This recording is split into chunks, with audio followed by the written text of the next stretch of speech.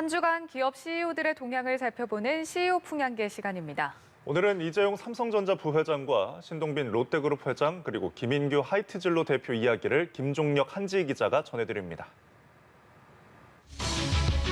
문재인 대통령이 남은 임기 중 사면을 단행할 것이란 예측이 나오고 있죠.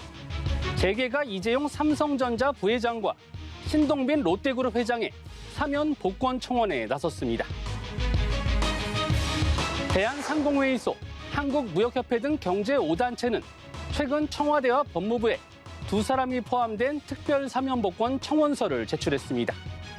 세계 경제가 대전환기인 만큼 오너 기업인의 역량이 필요하다는 게 명분입니다. 실제로 삼성전자의 위기를 우려하는 목소리는 늘고 있습니다. 새 먹거리로 점 찍은 반도체 위탁 생산, 파운드리에서 선두 TSMC와의 격차는 더 벌어지고 있죠. 첫 임금 단체 협상도 접점을 못 찾아 노조가 이 부회장 집 앞에 천막까지 쳤습니다.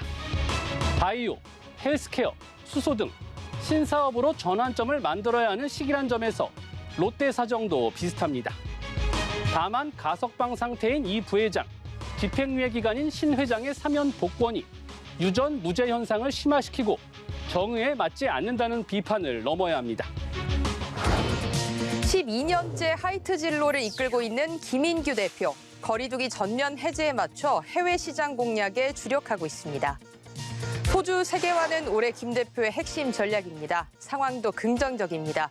2020년 기준 수출 소주의 68.8%, 그러니까 10병 중 7병은 현지인이 마시는 것으로 분석되고 있죠. 특히 일본에서 인기가 높은데요. 지난해 하이트 진로의 일본 소주 수출액은 재작년보다 27% 늘어났는데 이 상승세를 이어가기 위해 최근 신규 TV 광고를 시작했고 신제품도 출시했습니다. 미국 시장에서는 2024년까지 3,500만 달러, 약 440억 원 수출을 목표로 잡았습니다.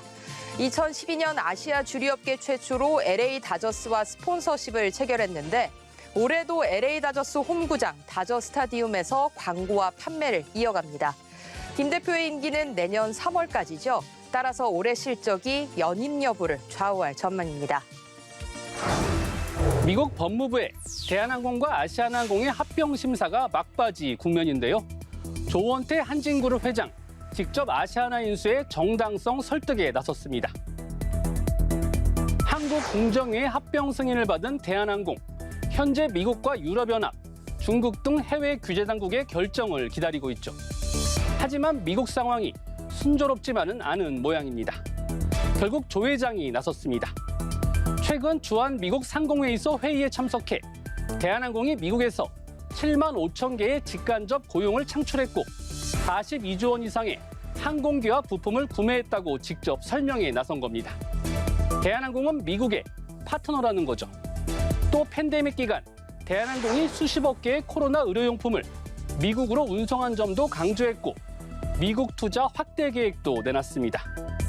회의에는 미국 기업인 외에 존 오소프 미국 상원의원, 크리스텔 코르소 주한 미국 대사 대리도 참석했는데요. 조 회장의 노력이 결실을 맺을지 지켜보겠습니다. 국내 아웃도어의 선구자로 꼽히는 고순이 밀레 명예회장. 지난 23일 향년 89세를 일기로 별세했습니다. 고 명예회장은 1966년 남편 고 한용기 전 회장의 성인 한과 자신의 성인 고를 딴 한고 상사를 세워 간의 수공업으로 사업을 시작했습니다. 처음엔 등산 애호가 남편을 위해 털실로 등산 양말을 만들었다. 이후 에델바이스란 상표를 붙인 양말을 시작으로 등산 의류 사업에 뛰어들었는데요. 나중엔 회사 이름을 에델바이스로 바꿨습니다. 에델바이스가 산악인을 넘어 대중에게 널리 알려진 건 프랑스 아웃도어 브랜드 밀레 판매를 시작한 1999년부터입니다. 2009년엔 밀레 국내 상표권을 인수했는데 국내 아웃도어 시장이 급성장하면서 2014년엔 매출 3천억 원을 넘기도 했습니다. 국내 아웃도어 시장의 개척자 고 명예회장, 아들 철호 씨에게 사업을 맡기고 영면에 들었습니다. 카카오 창업자 김범수 전 의장, 대표적인 흑수저 출신 CEO인데 미국 포브스가 발표한 올해 한국의 50대 부자 순위에서 1위에 올랐습니다.